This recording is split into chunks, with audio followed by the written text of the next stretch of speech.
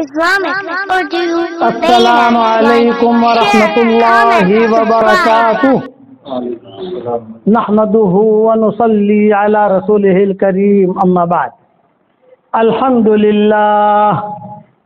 لله نحمده ونستعينه ونستغفره ونؤمن به ونتوكل عليه ونعوذ بالله من شرور انفسنا ومن سيئات اعمالنا ونعوذ بالله من شرور أنفسنا ومن سيئات أعمالنا ونعوذ بالله من شرور أنفسنا ومن سيئات أعمالنا من يهده الله فلا مضل له ومن يضلله فلا هادي له ونشهد أن لا إله إلا الله وحده لا شريك له ونشهد أن سيدنا ومولانا محمدا عبده ورسوله صلى الله عليه وعلى آله وأصحابه وبارك وسلم تسليما كثيرا كثيرا أما بعد فأعوذ بالله من الشيطان الرجيم بسم الله الرحمن الرحيم يا أيها الذين آمنوا اذكروا الله ذكرا كثيرا وسبحوه بكرة وأصيلا هو الذي يصلي عليكم وملائكته ليخرجكم من الظلمات إلى النور وكان بالمؤمنين رحيما تحيتهم يوم يلقونه سلام وأعد لهم أجرا كريما يا أيها النبي إنا أرسلناك شاهدا ومبشرا ونذيرا وداعيا إلى الله بإذنه وسراجا منيرا وبشر المؤمنين بأن لهم من الله فضلا كبيرا ولا تطع الكافرين والمنافقين ودع أذاهم وتوكل على الله وكفى بالله وكيلا صدق اللہ العظیم. قابل احترام مائیں بہنیں بیٹیاں بچیاں بہوئیں ہمارے دوست احباب، عورتیں اپنے بارے میں یہ نہ سمجھیں کہ ہم کسی کام کی نہیں ہیں، بلکہ عورتوں نے دین کے بڑے بڑے کام کیے ہیں. یہ رمضان کا جو عمرہ ہے، رمضان کا عمرہ یہ عورتوں کی برکت ہے. کسی زمانے میں رمضان کا عمرہ کوئی جانتا بھی نہیں تھا. حضور صلی اللہ علیہ وسلم کے زمانے میں بھی کوئی نہیں جانتا تھا. حضور صلی اللہ علیہ وسلم نے بھی نہیں کیا ہے رمضان کا عمرہ. لیکن رمضان میں جتنی بھیڑ ہوتی ہے مکہ مکرمہ مدینہ منورہ میں، یہ عورتوں کے برکت سے یہ عمرہ شروع ہوا. کئی چیزیں ہماری شریعت میں ایسی ہیں جو عورتوں نے رواج ڈالا. جیسے مسجد میں ممبر، پہلے ہماری مسجد میں ممبر نہیں ہوتا تھا. ایک انصاری عورت جو ہے وہ ذریعہ بن گئی، مسجد میں ممبر بن گیا. اب قیامت تک ممبر بنیں گے، قیامت تک اس پر جو ہے دین کی باتیں کہی جائیں گی، دین دنیا میں پھیلے گا. سب سے پہلے اللہ تعالیٰ اس کا ثواب وہ عورت کو دے گا. قیامت تک رمضان آئیں گے اور لوگ عمرے کے لیے جائیں گے، سارا نظام بنائیں گے اپنے سفر کا، تو اب ثواب تو ملے گا. لیکن وہ کچھ عورتیں تھیں مدینہ منورہ میں جو ذریعہ بن گئی، اللہ ان کو اس کا ثواب پہنچائے گا. تو میرے والد صاحب رحمۃ اللہ علیہ فرماتے تھے کہ عورت کے اندر اللہ نے ذاتی کشش رکھی ہے. ذاتی کشش ایک بات. دوسری بات کہ عورتوں میں اللہ نے بہت بڑی خیر رکھی ہے، بس اس کے دماغ میں آنی چاہیے. دماغ میں نہیں آئے گی تو وہ نہیں کرے گی. لیکن دماغ میں کوئی چیز بیٹھ گئی، اسی لیے مردوں میں مرتد ملیں گے، عورتوں میں مرتد نہیں ملے گی. مرد جو ہے مرتد ہو گئے، بعد صاحب آتے صحابی بنے، بعد میں مرتد ہو گئے، بعد میں پھر اسلام میں آئے. عورتوں میں ایسا نہیں. وہ ایک چیز پکڑتی ہے تو مضبوطی سے پکڑتی ہے، سوچ سمجھ کے پکڑتی ہے. دین کو پکڑے گی تو دین کو بھی سوچ سمجھ کر. ہمارا جو واٹس ایپ کا سبق ہے ہم نے حساب لگایا دنیا بھر میں مردوں کے مقابلے میں عورتیں زیادہ سنتی ہیں. ہماری کتابیں ہیں مومن کا ہتھیار، بکھرے موتی، تو مردوں کے مقابلے میں عورتیں زیادہ پڑھتی ہیں. ہمارا قرآن کا ترجمہ عورتیں زیادہ پڑھتے. دینی مزاج، چاہے طالبات ہوں چاہے میں جب ہمارا واٹس ایپ کا سبق شروع ہوا تو میں مدینہ منورہ جا رہا تھا، تو فلائٹ میں داخل ہوا سعودی ایئر لائن میں، تو کام کرنے والی لڑکیاں ہیں نا، انہوں نے کہا ارے آج کے سبق والے مولانا آ گئے، آج کے سبق والے مولانا آ گئے. یعنی وہ لڑکیاں بھی سنتی تھی. ذاتی کشش ہے دین کی. عورت بنی تو دنیا کا نظام بنا، اور اگر عورت بگڑی تو دنیا کا نظام بگڑا. اس لیے مائیں بہنیں جو ہیں وہ بنے، اپنے بیٹوں کی تربیت کریں، اپنی بچیوں کی تربیت کریں. اب وہ یہ صلاح الدین ایوبی کو جو ملا تھا وہ ان کی ماں کی تربیت تھی، جو ان کی ماں کی تربیت تھی. کسی زمانے میں عورتیں بڑے بڑے عالمائیں ہوتی تھیں، بڑے بڑے عالمائیں، شادیاں تک نہیں کرتی تھی. یہ زیب النساء جو تھی عالمگیر کی بیٹی، اس کا نام تھا زیب النساء. تو عالمگیر بہت بڑے عالم بادشاہ، اور یہ کنواری تھی. تو باپ کہتا تھا کہ بیٹا تم جوان ہو گئی ہو، شادی کر لو. بول نہیں ابا، میں نے کتابوں سے شادی کی ہے. 2 کلومیٹر اس کا کتب خانہ تھا یوں گھومنے کے لیے، 2 کلومیٹر تک اتنی کتابیں تھی زیب النساء کے پاس. یہ دینی ماحول تھا اورنگ آباد میں، جہاں ان کے بادشاہ کی حکومت گزری ہے ان کی عالمگیر کی. اور اس زمانے میں یہ غور سے سننا مائیں بہنیں بیٹیاں کہ ان کا مزاج کیسا تھا. کپڑے پہننے کا مزاج نہیں، نئے نئے کپڑے لاؤ، نئے نئے زیور لاؤ، نئے نئے برتن لاؤ، یہ نہیں. ان کا مزاج صرف ایک، کیا مزاج؟ کہ دین کیسے میری زندگی میں آئے اور میں دوسرے کو دین کیسے سکھاؤں. بس ایک ہی چیز. تو ایک مرتبہ اچھا فتاوی عالمگیری نام سنا ہوگا آپ لوگوں نے. فتاوی عالمگیری جو لکھی گئی ہے، تو عالمگیر رحمۃ اللہ علیہ نے 500 علماء کی ٹیم جمع کی تھی. 300 ہندوستان کے تھے اور 200 عرب کے تھے، مصر، شام، کوفہ، بصرہ، مکہ، مدینہ، وہاں سے لائے تھے. اور شاہی اعتبار سے انہیں رکھا تھا، شاہی اعتبار سے کھانا کھلاتے تھے، اور وہ فتح عالمگیری تیار ہوتی تھی. جب کسی مسئلے پر اٹکتے تو ان سب کے بڑے مفتی تھے، ان کا نام تھا مفتی نظام الدین.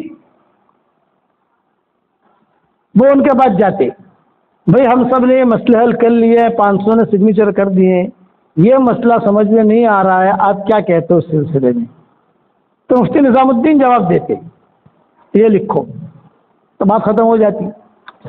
پھر کتابوں میں لکھا ہے کبھی کبھی مفتی نظام الدین بھی تھک جاتے،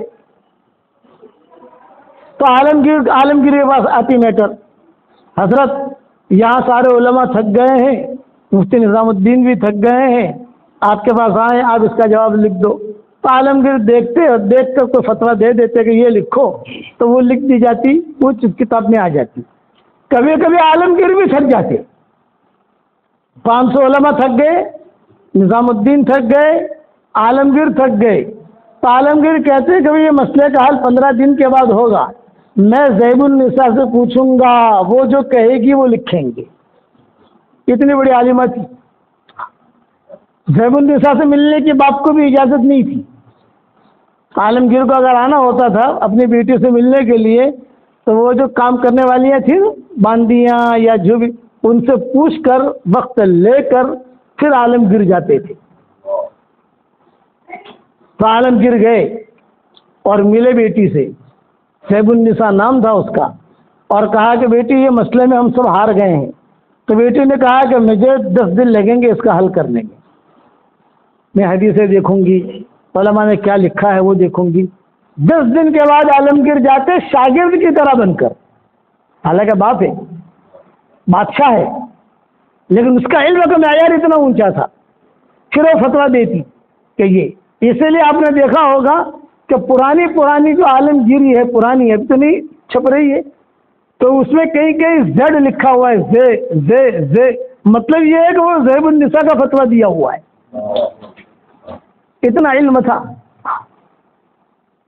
آج ہے ہماری بچیوں میں اتنا علم؟ اب تو پاکی ناپاکی کے مسئلے بھی ہمیں پتہ چل جائے گا، غنیمت ہے۔ اس لیے اپنا علم بھی بڑھاؤ اور اپنا تقوی بھی بڑھاؤ، دونوں چیزیں۔ عالمگیر کو بہت شکایت رہتی تھی کہ میری بیٹی جوان ہے، کہیں کوئی فتنے میں مبتلا نہ ہو جائے، کہیں تو میں اس کی شادی کرا دوں، کسی کے ساتھ شادی ہو جائے، لیکن وہ بالکل منع کرتے تھے کہ نہیں ابو آپ مطمئن رہیں، میں جو ہے شادی نہیں کرنی مجھے، اور میں کتابوں کے ساتھ ہی میری زندگی گزرے گی۔ ایک مرتبہ عالمگیر کے دل میں خیال آیا کہ چلو میں جاسوس بن کے چلا جاؤں، بچی کیا کرتی ہے، باپ تھے نہیں تو بادشاہ بھی تھے، تو انہوں نے اپنا پاور استعمال کیا، سب باندیوں کو کہا باہر آ جاؤ، چلو بادشاہ کا تو پاور ہوتا ہے، میں اندر جا کے دیکھنا چاہتا ہوں زیب النساء کر کیا رہی ہے۔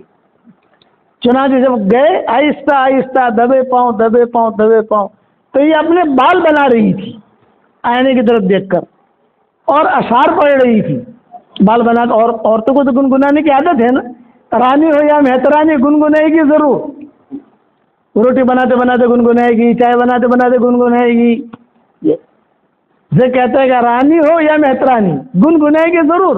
تو وہ بھی لڑکی تھی، وہ بال بنا رہی تھی اور وہ گنگنا رہی تھی، تو عالمگیر کو پتہ اندازہ ہوا کہ گنگنا رہی ہے کہ کوئی عشقیہ اشعار تو نہیں پڑھ رہی،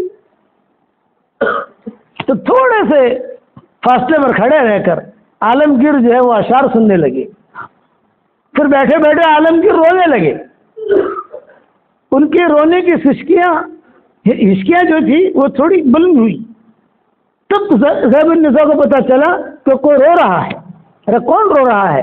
پیچھے دیکھا تو ابا تھے۔ وہ اشعار تو میں کیا سناؤں آپ کو، ابھی وہ اللہ کی تعریف میں اشعار کہہ رہی تھی، اللہ کی شان میں، اللہ کی محبت میں۔ پھر عالمگیر نے کہا اب میں نے ارادہ کر لیا ہے کہ میں تیرا نکاح نہیں کراؤں گا، تجھے اللہ مل گیا ہے، اللہ تیرے دل میں داخل ہو گیا ہے، اس لیے میں یہ چاہتا ہوں کہ ہماری ماں یہ جو مومنہ کورس ہے یہ بہت اچھا کورس ہے۔ مولانا غلام مستانوی اللہ ان کی عمر برکت دے، کئی سال پہلے مجھے کہا تھا کہ میں نے ایسا، میرے ساتھی ہیں مولانا غلام مستانوی، ہم دونوں نے ساتھ میں دورہ کیا ہے سہارنپور کے اندر اور ساتھ میں رہے ہیں، تو مجھے کئی مرتبہ انہوں نے کہا میں مومنہ کورس داخل لانا چاہتا ہوں کہ کم سے کم عورت جو ہے وہ دیندار بنے، اسے اپنی نماز کا، کپڑوں کا، پاکی ناپاکی کا پتہ چل جائے، اتنا کافی ہے۔ میں نے کہا بہت اچھا، زیادہ پڑھانا بھی مت، اب زیادہ پڑھانے سے جو ہے مسئلے کھڑے ہوتے ہیں، آپ جو ہے ان کو مومنہ بنا دو کہ آپ کے اس مدرسے کو اللہ تعالیٰ قبول فرمائے۔ میں یہ کہتا ہوں، قصہ سنا رہا تھا عمرے کا کہ عورتیں کیسے جو ہے ذریعہ بنی۔ آپ صلی اللہ علیہ وسلم کا آخری حج تھا، تو آپ نے اعلان کیا بھئی ہم حج میں جا رہے ہیں، جس کے بھی چلنا ہو ہمارے ساتھ چلو، عام اعلان۔ اور جو آنا، اس زمانے میں ویزے نہیں تھے، اس زمانے میں تشریح نہیں تھی، اس زمانے میں ٹور والے نہیں تھے، اس زمانے میں کوئی دھمال نہیں تھی، بس آپ جو اپنا کپڑا وغیرہ لیا، پاسپورٹ بھی نہیں تھے، لیا کچھ پیسے لیے، جو اپنے 70 ڈال دیا، کھجوریں ڈال دی اور تھوڑے بہت پیسے لے لیا اور سفر شروع ہو گیا۔ ہمارے ہندوستان میں جو اسلام پھیلا ہے وہ حاجیوں کے قافلوں سے پھیلا ہے۔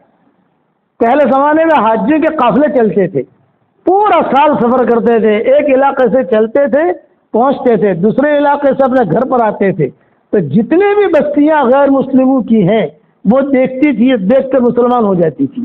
اب وہ حاجیوں کے قافلے بند ہو گئے، اکا دکا آدمی سفر کرے اس کا اثر نہیں ہوتا، حاجیوں کے قافلے چلتے تھے۔ میرے والد صاحب رحمۃ اللہ علیہ فرماتے تھے کہ ہندوستان میں، پاکستان میں، بنگلہ دیش میں جو اسلام پھیلا وہ حاجیوں کے قافلوں سے پھیلا۔ اب اللہ کرے کسی کے ذہن میں آوے اور کوئی یہ پیدل ٹور شروع کرے، کسی کی ہمت ہو اور کوئی ایوب بھائی جیسا پیدا ہوئے اور یہ اصلاح الیاس بھائی جیسا پیدا ہوئے اور یہ پیدل ٹور حج کا سارا ویدی کرے، نوجوانوں کو تیار کرے، اور نوجوان پیدل، ایک دو آدمی نہیں، باقاعدہ جماعت، 10 مرد 10 عورتیں، یہ قافلے چلتے تھے اور سالوں تک چلے ہیں یہ قافلے، یہ اب بند ہوئے ہیں۔ یہ جتنے بھی یہ برہمن جو ہے برہمن، کچھ لوگ مسلمان ہو گئے ہیں، کچھ لوگ مسلمان نہیں ہیں، اب تک ہندو ہیں۔ وہ مسلمان کیسے ہوئے؟ حاجیوں کے قافلوں سے ہوئے، وہاں سے حاجی گزرے وہ مسلمان ہو گئے، وہ جو رہ گئے وہاں حاجی پہنچے نہیں تھے تو وہاں سے انہوں نے اسلام قبول نہیں کیا۔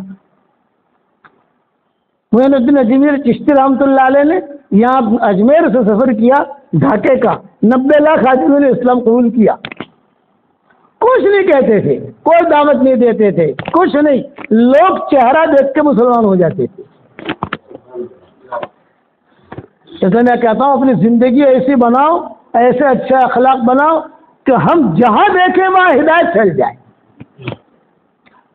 ہم جہاں دیکھیں وہاں ہدایت پھیل جائے، جہاں دیکھیں وہاں اللہ کے ایمان کی ہدایت۔ تو میں ایک قصہ سنا رہا تھا عورتوں کا، کہ عورتوں میں اللہ نے کتنا کرنٹ رکھا ہے۔ دیکھو عورتوں کا بہت اونچا مقام ہے، اللہ نے اتنا اونچا مقام رکھا ہے کہ اللہ تعالیٰ نے عورتوں کے نام کی مستقل صورت نازل کر دی۔ سورہ مریم، عورتوں کے نام، عورتوں کا نام اللہ تعالیٰ نے قرآن میں کسی جگہ بھی نہیں لیا، صرف مریم کا نام لیا ہے اور کسی کا احترام کیا، یاد رکھنا۔ اور عورتوں کی صورت کیا آئی؟ سورۃ النساء، عورتوں کی صورت۔ سورۃ الرجال نہیں ملے گی آپ کو، مردوں کی صورت نہیں ملے گی قرآن میں، عورتوں کی صورت ملے گی۔ یہ کیوں ملے گی؟ ایک خاص مقام ہے۔ میاں بیوی دونوں جنتی ہیں، حشر کے میدان میں فیصلہ ہو گیا دونوں جنتی جنت میں جاؤ، تو پہلے مرد جائے گا یا عورت جائے گی؟ یہ سوال پیدا ہوتا ہے، تو پہلے عورت جائے گی بعد میں مرد جائے گا۔ یہ مقام ہے، اللہ نے عورتوں کی سفارش کی ہے، مردوں کی سفارش نہیں کی۔ عاشروہن بالمعروف، عورتوں کے ساتھ اچھا معاملہ کرو، یہ سفارش کی ہے اللہ نے۔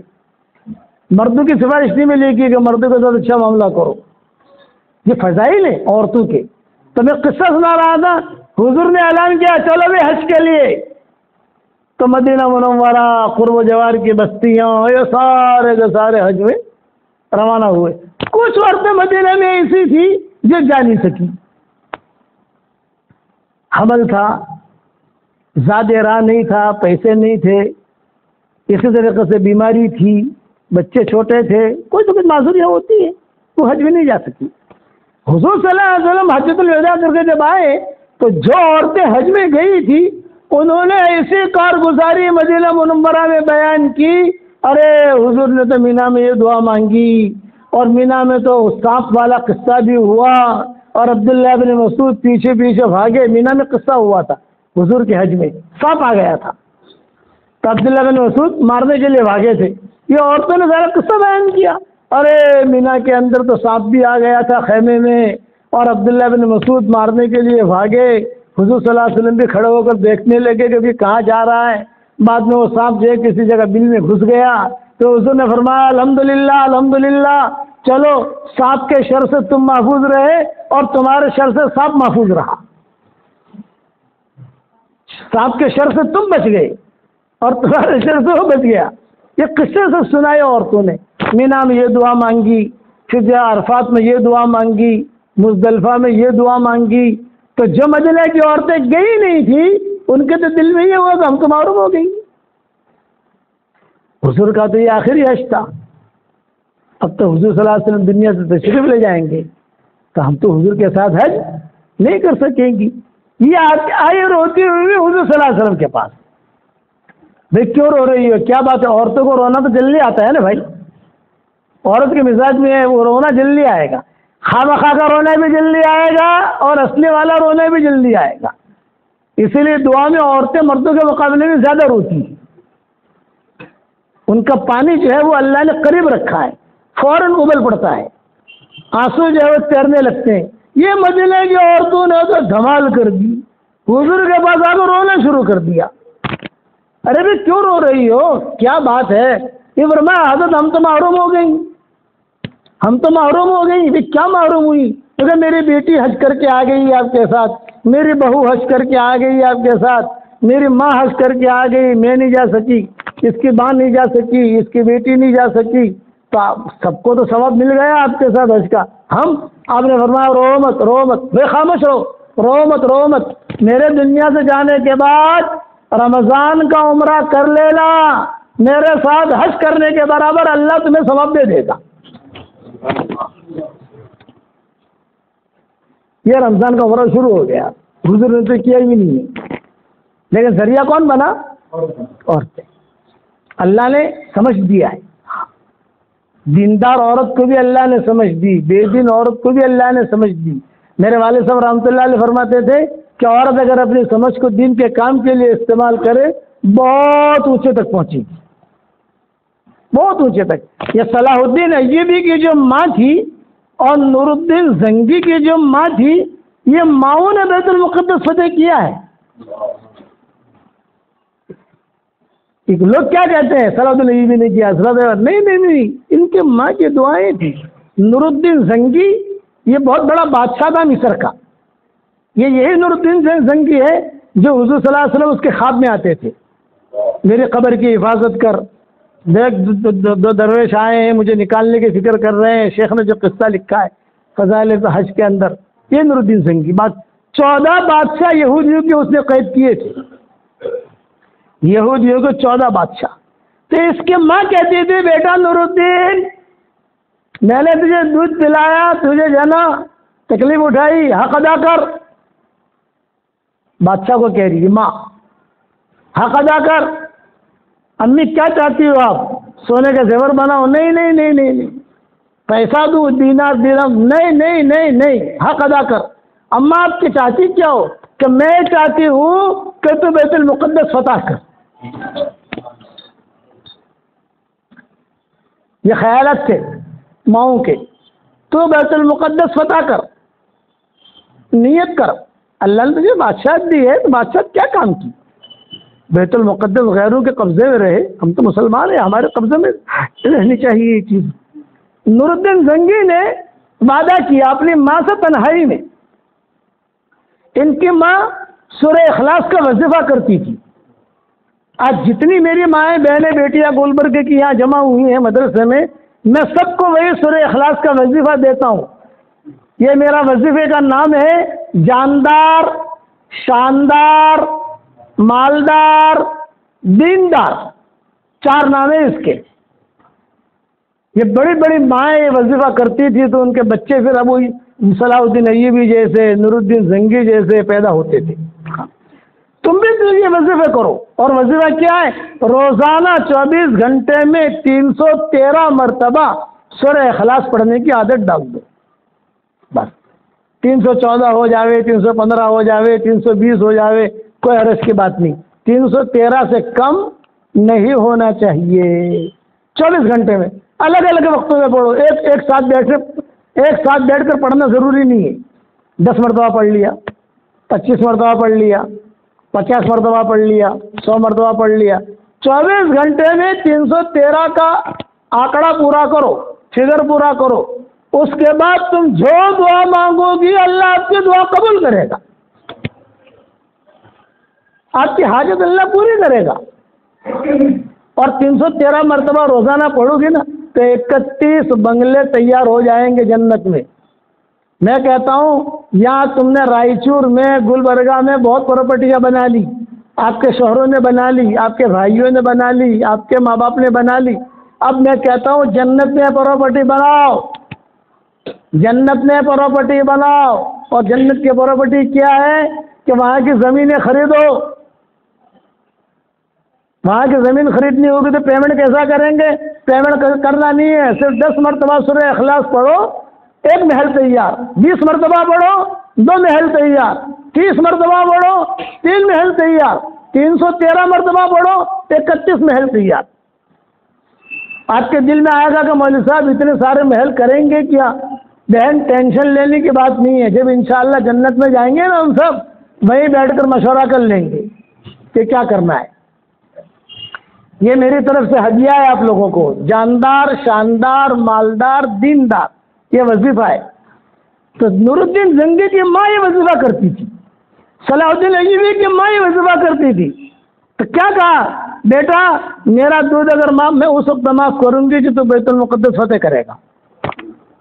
تو نور الدین زنگی نے ارادہ کر لیا، کوشش شروع کی، ایسے کوشش شروع کی، ایسے کوشش شروع کی، کوئی اللہ والا مل گیا رستے میں فقیر، نور الدین کہاں جا رہے ہو؟ بیت المقدس فتح کرنے جا رہا ہوں۔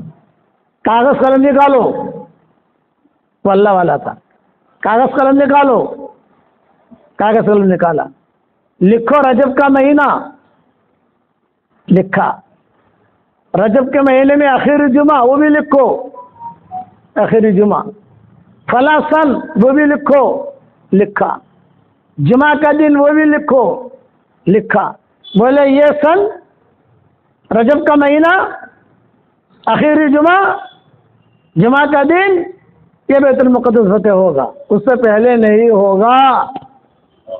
اور یہ تاریخ لکھ کے رکھنا، یہ نور الدین زنگی کو لکھوایا، یہ تاریخ لکھ کے رکھنا۔ اس سے جب اس نے تاریخ دیکھی تو اس نے کہا پتہ نہیں اتنا دن میں زندہ بھی رہتا ہوں کہ نہیں رہتا، تو بولے اس سے پہلے نہیں ہوگا، یہ اللہ تعالیٰ نے مجھے بھیجا۔ پر کوئی ہوگا فقیر، کوئی جنات ہوگا، کوئی آدمی ہوگا، لیکن ہے ہی کتابوں میں۔ علامہ ابن کثیر رحمۃ اللہ علیہ ابن تیمیہ کے شاگرد تھے، تو انہوں نے ابن تیمیہ سے سوال کیا کہ ایسا بھی ہوتا؟ اچھا ہوا ایسا ہی جیسا انہوں نے لکھ کے دیا تھا نا، وہ سن، آخری جمعہ، وہ دن، وہ وقت آیا تو ہی بیت المقدس فتح ہوا۔ تو سب کو معلوم تھا کہ کسی نے کہا ہے یہ، تو ابن کثیر نے پوچھا اپنے استاد ابن تیمیہ سے کیا ایسا بھی ہوتا ہے؟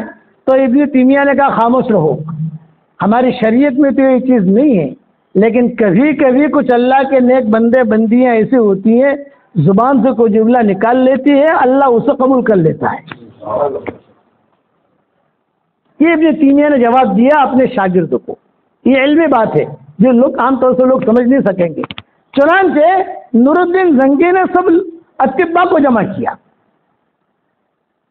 اور اطباء کو جمع کر کے جے اطباء سے کہا کہ مجھے ایسے نسخے دو کہ میری عمر لمبی ہو۔ چنانچہ انہوں نے نسخے دیے، کشتے دیے، جواہر، معجون، اور دوڑنے لگا ہرنی کی طرح۔ جب ہرنی کی طرح دوڑنے لگا تو عورتوں کی خواہش ہوئی، شادیاں کرنے کا سوچا، تو بزرگوں نے خواب میں آ کر کہا بیت المقدس فتح کرنا ہے تو شادیاں مت کرنا، اور اگر شادیاں کرے گا تو بیت المقدس فتح نہیں کر سکے گا، پھر اسے چکر میں رہے گا تو۔ خیر اس نے ارادہ چھوڑ دیا، کرنا شروع کیا کام، لیکن خدا کا کرنا ایسا ہوا کہ اس کے پاخانہ کا راستہ وہ بند ہو گیا۔ نور الدین زنگی کا کشتے کھائے تھے، اسی حال میں انتقال کا وقت آیا اس کا۔ صلاح الدین ایوبی بیٹھے ہوئے تھے، قریب میں ان کے شاگرد تھے، یہ کہا بیٹا صلاح الدین ایوبی میں تو جا رہا ہوں، ابھی بیت المقدس کون فتح کرے گا؟ تو صلاح الدین ایوبی نے کہا میں کروں گا، وعدہ کرتا ہوں میں کروں گا، آپ جائیے دنیا سے۔ انتقال ہو گیا نور الدین زنگی کا، دفن کر دیا، اور پھر صلاح الدین ایوبی اٹھے۔ ان کی ماں بھی سورہ اخلاص کا وظیفہ کرتی تھی۔ آج گلبرگہ کی عورتوں کو مردوں کو یہ وظیفہ دے رہا ہوں، 313 مرتبہ سورہ اخلاص۔ جنت کے اندر روزانہ 31 بنگلے تیار کرو، اور وہ بنگلے بالکل ملیں گے 100%۔ دنیا کا بلڈر تو بلڈنگ بناتا ہے، پیسہ لیتا ہے، بھاگ جاتا ہے۔ ارے آپ کے یہاں گلبرگہ میں ہوتا ہے نہیں ہوتا کہ بلڈنگ کے لیے پیسے لیے، بنگلے یہاں یہ بنگلہ بنے گا، یہ بنگلہ بنے گا، یا یہ مسجد بنے گی، یہ بنے گا، پیسے جمع کیے اور بعد میں موبائل سوئچ آف، بھاگ گیا۔ پتہ نہیں کہا، میں کیلیفورنیا گیا تھا، سان فرانسسکو، تو وہاں لوگوں نے مجھے کہا بمبئی کے جتنے سیٹھیے تمہارے ہیں وہ کہاں رہتے ہیں دکھاؤ۔ میں نے کہا مجھے کیا کام ان سیٹھیوں کو دیکھنے کا؟ ارے بولے کہ پیسے سب کے پیسے لے کر یہاں آ کر رہتے ہیں، آپ ذرا چہرہ تو دیکھ لو ان لوگوں کا۔ بھائی مجھے نہیں جانا وہاں، ارے آپ خالی گزر تو جاؤ، دعا تو کرو تاکہ اللہ تعالیٰ ان کے دل میں ہدایت ڈالے۔ لا ان سے بنگلے تھے ان کے سمندر کنارے پر، یہ فلاں جو لے کر بھاگا تھا یہ ہے، یہ فلاں لے کر بھاگا تھا یہ، فلاں لے کر بھاگا تھا یہ فلاں لے کر بھاگا تھا یہ، اور بولے میرے بھی پیسے اس میں لگے ہوئے۔ جنت میں ایسا نہیں، آپ نے پڑھا تو آپ کا تیار، فوراً اللہ دے گا۔ اور میں تو ایک بات اور کہتا ہوں، میرے والد صاحب رحمۃ اللہ علیہ کہتے تھے بیٹا جنت میں بنگلے تیار کرو، محل تیار کرو، प्रॉपर्टी तैयार करो। जो अल्लाह जन्नत में हमें बंगला दे सकता है वो अल्लाह गुलबर्गा में भी दे सकता है, बम्बई में भी दे सकता है, मक्का मदीना में भी दे सकता है। जब जन्नत में दे सकता है तो यहाँ नहीं दे सकता। वो तो किसको कादिर है, मेरा अब्बा कहते थे बेटा वहाँ बना वो तो पक्के हैं, लेकिन अल्लाह चाहेगा तो तुमने बहुत बंगले बना लिए तो कुछ 2-4 बंगले अल्लाह बम्बई भी उतार देगा तुम्हारे लिए, मदीना भी उतार देगा, तुम टेंशन मत लो। हमको समझाते थे। तो मैं भी गुलबर्गा वालों को कहता हूँ कि आप लोग जो फूल जैसे हो, फूल गुल का नाम मतलब होता है फूल, ये फूल जैसे हो आप लोग, अच्छे लोग हो माशाल्लाह। यहाँ के मर्द भी अच्छे, यहाँ की औरतें भी अच्छी। जन्नत में बड़ो बड़े प्रॉपर्टियाँ बनाओ, खूब पढ़ो सूरह इखलास। हुजूर सल्लल्लाहु अलैहि वसल्लम ने फरमाया जो ज्यादा से ज्यादा सूरह इखलास पढ़ेगा अल्लाह उससे उतने ही मोहब्बत करेगा। अब वो सलाउद्दीन अय्यूबी आए, काम संभाला। तो माँ ने कहा बेटा दूध माफ नहीं करूंगी, फतेह कर। खैर अल्लाह का शुक्र कि जो तारीख जो दिन बताया था उसी दिन पर उसी तारीख में बैतुल मुक़द्दस फतेह हुआ। और वो अल्लाह वाले ने कहा था कि वो जुमा तुम नहीं पढ़ोगे, अगला जुमा पढ़ोगे। फिर क्यों? तो उन्होंने जब फतेह किया तो बैतुल मुक़द्दस को साफ करना शुरू किया। तो किताबों में लिखा है एक दरवाज़ा खोला तो 30,000 खिंजीर थे वहाँ। उसको साफ करते करते मारते भगाते इतना वक्त लगा कि ज़ोहर की नमाज का वक्त यानी क़ज़ा हो जाए। फिर सब ने ज़ोहर की नमाज पढ़ी, फिर अगला जुमा पढ़ा वहाँ। जब फतह करके आ गए अपनी माँ के पास, कहा अम्मा दूध माफ़ कर दिया। अरे बेटा एक छाती का माफ़ किया है, दूसरी छाती का माफ़ नहीं किया। ये माए की एक छाती का दूध माफ़ किया, तूने फतेह किया है, लेकिन एक छाती का बाकी है। अरे अम्मा क्या करूं बताओ? ये कहा तूने फतेह किया, एक छाती का दूध माफ़, दूसरी छाती का उस वक्त माफ़ करूंगी। ऐसी तरतीब बना कि क़यामत तक ये मुसलमानों के पास रहे।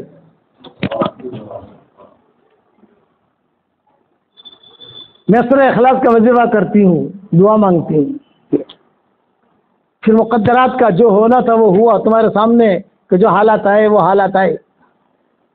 मैं तो समझाना चाहता हूँ, माएँ ऐसी थी। मेरी दादी, मेरे वालिद साहब कहते थे कि तुम्हारी दादी जो है मुझे दुआ देती थी, बेटा उमर आज अंधेरे कोठरी में तेरी अंधी माँ तुझसे कुरान सुन रही है, एक ज़माना आएगा लाखों आदमी तेरा कुरान सुनेंगे। ये माएँ थी। इसलिए ऐसे माएँ, मिसाली माँ बनो, मिसाली बीवी बनो, मिसाली बहन बनो, मिसाली बेटी बनो। औरतें सिर्फ खाना पकाने के लिए नहीं है, खाली खाना पकावे बर्तन मांजे, ना ना ना ना ना। वो तो शौहर की खिदमत है, सास की खिदमत है, ससुर की खिदमत है, अखलाक के एतबार से कर रही है, हमारा माहौल है, अच्छा है। लेकिन औरत एक बहुत बड़ी जिम्मेदार बनकर आई है, बहुत बड़ी जिम्मेदार। हमने देखा अमेरिका के मुल्कों में और दूसरे मुल्कों में हमारे सफ़र होते हैं तो जो दीनदार ख़वातीन होती है पर्दे के साथ कारें चलाती है, पर्दे के साथ ऑपरेशन करती, डॉक्टरनिया मुकम्मल पर्दा, और सिर्फ औरतों का ऑपरेशन करेगी, मर्दों का नहीं। हमारे क्लिनिक में सिर्फ औरतें आएंगी, मर्द नहीं आएंगे। शरीयत। वो माएँ ऐसी थी, जुबैदा भी ऐसी थी, हारून रशीद की बीवी, इमाम कासानी की जो बीवी थी फातिमा वो भी ऐसी थी, और फिर ये ज़ैबुन्निसा आलमगीर की बेटी वो भी ऐसी थी। ये किस्से हैं जो मैं अपने बयानों में कहता हूँ। ज़्यादा लंबे बयानात तो मैं कर सकता नहीं, हमारा सफ़र भी है आज माशाअल्लाह, बहुत कम वक्त के लिए इंडिया गुलबर्गा आए। हालांकि यहाँ तो 24 घंटा हमें ठहरना चाहिए, इतना माहौल है यहाँ पर गुलबर्गा में। लेकिन कभी इंशाअल्लाह अल्लाह जब चाहेगा तो आएंगे। इसलिए आपको एक हदिया मैंने दिया है, जानदार, शानदार, मालदार, दीनदार। और उस पर एक किस्सा सुनाता हूँ। हमारे यहाँ बम्बई में नवाब मस्जिद है, मैं हर साल रमज़ान में वहाँ बयान करता था। 17 साल तक मैंने बयान किया वहाँ, 17 साल तक। तो मैं वहाँ से बयान करके निकला एक मरतबा, तो एक लड़की आई, उस लड़की ने कहा कि अब्बू जी एक बात करना चाहती हूँ। पर्दे के साथ। हाँ करो बेटा, क्या करना चाहती है? मैंने कहा अबू जी मेरी 28 साल की उम्र हो गई, कहीं रिश्ता हो नहीं रहा है, और रिश्ता होता भी है क्या कोई देखने के लिए आते भी हैं, तो जो है मैं बन ठन के बैठती हूँ, सुरमा भी लगाती हूँ, चेहरा भी ठीक ठाक करती हूँ, चेहरा देख के जाते भी हैं फिर वापस नहीं आते। जवाब लेके आना चाहिए ना। कुछ बहुत परेशान हूँ, अब उम्र मेरी 28 साल की होगी। मैंने कहा बेटा तू, मैं एक वजीफा बताऊंगा तू करेगी? उसने कहा जरूर करूंगी अब्बू जी। मैंने कहा सूरह इखलास का वजीफा कर, और वो मेरे चूंकि करीब में ही थी तो मैंने कहा कि तू सूरह इखलास का वजीफा कर, ये मेरा जानदार शानदार मालदार दीनदार वजीफा है, छोड़ना मत जिंदगी भर। और अल्लाह ताला से दुआ मांग कि अल्लाह मेरा रिस्क उतार, अल्लाह मेरा रिस्क उतार, अल्लाह मेरा रिस्क उतार, अल्लाह ताला तेरा कहीं न कहीं रिश्ता करा देगा। उसने कहा ठीक है अब्बू जी मैं करूंगी सूरह इखलास वाला वजीफा। अब जो है मेरे हाथ में तस्बीह थी, ये मेरी तस्बीह है, ये भी जानदार शानदार मालदार है। मैं मस्जिद में भी किसी एक दो साथियों को दी, सबको तो दे नहीं सकते, गुलबर्गा की इतनी औरतें जमा हुई हैं, इतनी तस्बीह में लेकर आऊँगा तो मेरा वजन ही कितना होगा। मेरे हाथ में तस्बीह रहती थी, मेरी तस्बीह का नाम भी जानदार शानदार मालदार दीनदार मेरे हाथ में थी। तो मैंने कहा बेटी यहाँ मैंने मेरी तस्बीह भी दे दी उसको, पहले मेरी तस्बीह है और ये भी जानदार शानदार मालदार दीनदार है, और वजीफा भी जानदार शानदार मालदार दीनदार है, और सूरह इखलास का वजीफा कर और अल्लाह से मांग। दूसरे साल गया मैं तो वही लड़की मेरी तस्बीह लेकर खड़ी है और एक बच्चा उसके गोद में पर्दे के साथ, और मेरी तस्बीह दिखा रही है। मैं समझ गया यार मेरी तस्बीह है। पर्दे में कौन खातून है वो तो पता नहीं चलता, लेकिन तस्बीह से तो आदमी समझ जाता है ना, अरे तो मेरी तस्बीह है। तो मैंने कहा बेटा क्या हुआ, अस्सलाम वालेकुम। उसने कहा अल्हम्दुलिल्लाह। अब्बू जी, वो अब्बू जी कहती है, अब्बू जी। और ये जुमला ही मुझे बहुत अच्छा लगता है। हमारे पोते पोतियाँ नवासे और दादा दादी, वो दादा दादी नहीं कहने का, मुझे तो अब्बू जी कहने का। ये जुमला उसमें प्यार ज़्यादा है अब्बू जी के अंदर। हाँ तो अब्बू जी वो ये है कि आपने जो मुझे वजीफा दिया सूरह इखलास का, मैंने पढ़ना शुरू किया और आपकी जानदार शानदार मालदार दीनदार तस्बीह भी पढ़ती रही। अल्हम्दुलिल्लाह अल्लाह ने मुझे बहुत अच्छा शौहर दिया, और अब्बू जी ये हुआ कि अल्लाह ने मुझे लड़का भी दिया और अल्लाह ने मुझे माल भी बहुत दिया। तो मैंने उसको कहा कि देख ये अल्लाह का माल है जो अल्लाह ने दिया है, स्टॉक मत करना, अगर तू स्टॉक करेगी तो स्टॉप हो जाएगा, अगर स्टॉक करेगी तो स्टॉक बंद हो जाएगा आसमान से, इसलिए इसे खर्च करती रहना, गरीब ऊपर फकीर ऊपर बेवाओं ऊपर यतीम ऊपर मिस्किन ऊपर लगाती रहना। हो गई बात। फिर उसके बाद उसने ये कहा कि अब्बू जी खुशखबरी सुनाऊं। मैंने कहा सुनाओ। ये मैं खुशखबरी ये है कि बहुत लड़कियां मेरे पास आई और कहा कि अरे हलीमा, उसका नाम हलीमा है, अरे हलीमा तू तो इतनी स्मार्ट है नहीं, हम तो तुझसे ज़्यादा स्मार्ट हैं, हमारी शादी तो होती नहीं है, तेरी शादी कैसे हो गई? तो मैं तस्बीह बताती हूँ और कहती हूँ जानदार शानदार मालदार दीनदार सूरह इखलास का वजीफा। अरे अरे हलीमा बता, हमको ही बता। तो मैंने सबको वजीफे पे लगाया, अब्बू जी अल्हम्दुलिल्लाह सबकी शादियाँ हो गई। तो ये हदिया मैं आपको भी देकर जा रहा हूँ। मर्द भी करें अमल और औरतें भी करें, और नमाजों का एहतमाम करो, कुरान शरीफ की तिलावत का एहतमाम करो, शौहरों की खिदमत करो, बच्चों की सही तरबियत करो, और मायूस मत बनो। हमारी शरीयत में मायूसी नाम की कोई मंजिल नहीं। मायूस हो जावे, अरे क्या करूं, मेरी दुआ तो कबूल नहीं होती, ना ना ना ना ना ना, अल्लाह बहुत देगा। हज़रत फातिमा जैसे बनो। सर्दी की रातों में हज़रत फातिमा मस्जिद नबवी में इशा की नमाज के बाद खड़ी हो जाती थी और तहज्जुद की अजान पर सलाम फेरती थी नमाज के लिए, तहज्जुद की अजान पर, और अल्लाह से क्या कहती, ऐ अल्लाह तूने तेरी रातें भी तो छोटी बनाई है। हालांकि सर्दी की रातें लंबी रातें होती है, हम मदीना मुनव्वरा में रहते हैं तो सर्दी की रातों में हमारे सबक बहुत तैयार होते हैं। जब सर्दी की रातें होती है ना तो आम तौर से मैं कोशिश करता हूँ सर्दी की रातें मदीना में गुजारूं, یہ میرا معمول ہے، جنوری میں رجب سے وہاں چلا جاتا ہوں، رجب آدھا رجب شعبان کا شروع، پھر جو ہے حج کر کے آتا ہوں، یہ ہماری ترتیب ہے وہاں کی۔ تو میں سردی کی راتیں زیادہ پریفر کرتا ہوں مدینہ کی، لمبی راتیں ہوتی ہیں، تو لمبی راتوں میں ہمارا سبق جو تیار کرنا ہوتا ہے نا وہ بہت سبق تیار ہو جاتے ہیں، 6 مہینہ 8 مہینہ 9 مہینے کا سبق وہاں مدینہ کے قیام میں تیار ہو جاتا ہے، پڑا پڑ پھر اسٹاک کر دیتے ہیں، دبئی میں اسٹاک ہو جاتا ہے، روزانہ وائرل ہوتا رہتا ہے۔ تو میں آپ حضرات سے کہتا ہوں جتنی مائیں بہنیں ہیں، عبادتوں کا اہتمام، اور اگر آپ کے پاس میری کتاب ہو مومن کا ہتھیار، اسے پڑھنے کی کوشش کرو، اس میں جو ہے جنات سے بھی حفاظت ہوگی، نظر سے بھی حفاظت ہوگی، سب چیزوں سے حفاظت ہوگی۔ اور اگر وہ پڑھی لکھی عورتیں ہوں تو میرا قرآن کا ترجمہ پڑھو، ریاض القرآن کے نام سے آ گیا ہے، یہ منگوا لو کہیں سے۔ مومن کا ہتھیار تو سدا بہار ہے، میں کہتا ہوں مومن کا ہتھیار سدا بہار، وہ ہر جگہ الحمدللہ مل جاتی ہے، موبائل میں بھی آ گئی ہے، ہر قسم کی دعائیں میں نے اس میں ڈال دی ہے، نبوت کا نور اس میں ہے۔ یاد رکھنا ہے جتنے بزرگوں کے وظائف ہیں، نقشبندیہ، سہروردیہ، یہ سارے ان کے وظائف اس میں ولایت کا نور ہے، اور حضور صلی اللہ علیہ وسلم کی جو باتیں ہیں اس میں نبوت کا نور ہے۔ ولایت کا نور بہت کم درجے کا ہوتا ہے، نبوت کا نور بہت اونچے درجے کا ہوتا ہے۔ میں نے وہ ساری چیزیں جمع کر دی اس میں، آپ لوگ کرو گے انشاءاللہ، ہماری مائیں بہنیں بھی کریں۔ اور آخر میں اتنا، جو مجھے اپنی دعاؤں میں یاد رکھے گا میری دعا میں پارٹنر رہے گا، اپنی پارٹنرشپ کر لو۔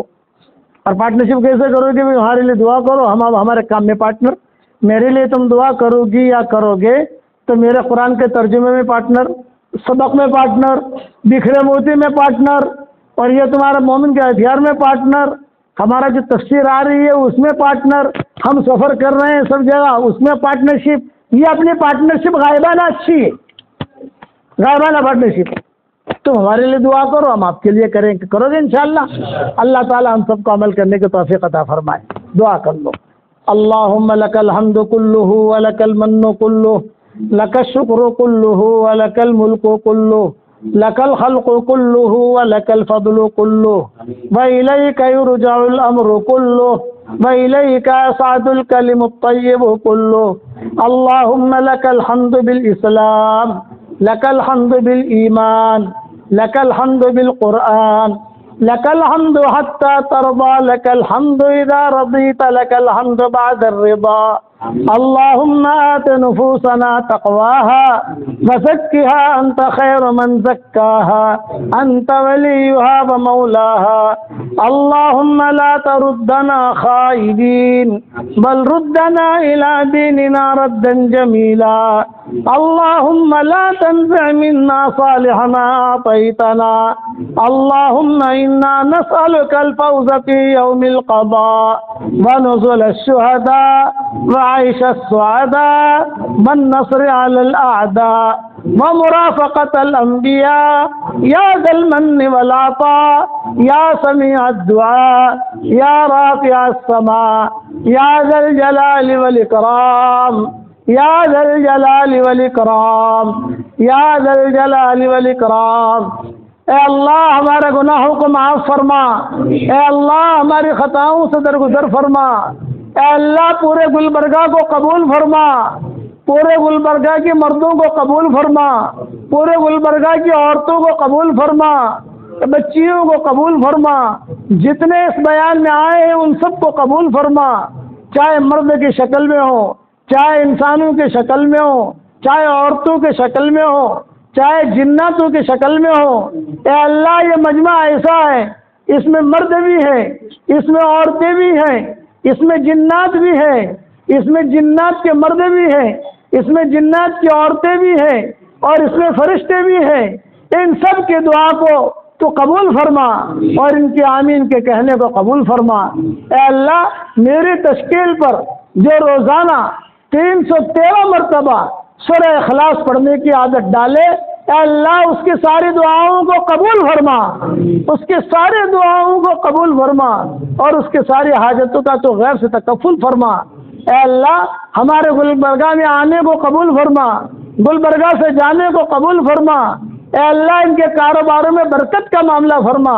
اے اللہ جن کے لڑکے اور لڑکیاں شادی کے لائق ہیں، غیر شادی شدہ ہوں، بہترین جوڑوں کا ان کے لیے انتظام فرما، جو بے اولاد ہو نیک صالح اولاد انہیں نصیب فرما، جن کی اولاد تو ہے مگر نافرمان ہے ان کے نافرمان اولاد کو فرما بردار بنا دے۔ اے اللہ مسلمان مردوں اور عورتوں کے لیے حلال بستروں کا انتظام فرما، حرام بستروں سے اس امت کو تو بچا لے، حرام بستروں سے اس امت کو تو بچا لے۔ اے اللہ ہمارے اس شہر میں آنے کو تو قبول فرما، اس شہر میں قبرستان بھی ہے، کئی مسلمان اپنی قبروں میں جا چکے ہیں۔